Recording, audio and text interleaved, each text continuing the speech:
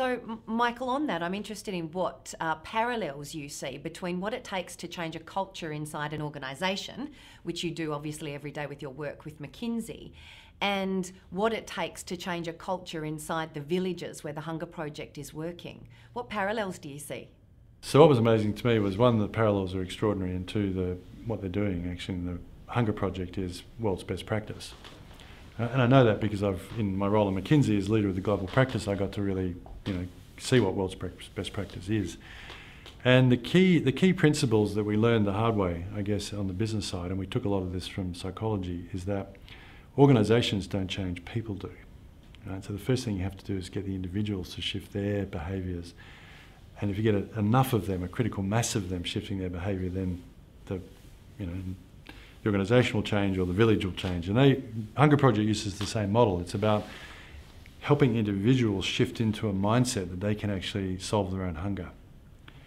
And it's the same thing we have to do in change in businesses, move people from what they call in psychology an external locus of control. In other words, it's happening to me, I can't change it, it's all too hard, too much red tape, they'll never do it, to I can change this, I can drive this, I can make it happen. And then if you have an organisation doing that, what you do is you create an organisation of owners who will feel like, I'm going to make this happen. And that's effectively what they do in the Hunger Project. So they go in and they actually work with people to change their mindsets and their behaviours and their beliefs that drive their behaviours. And they do that in a group setting so that everyone sort of aligns around that.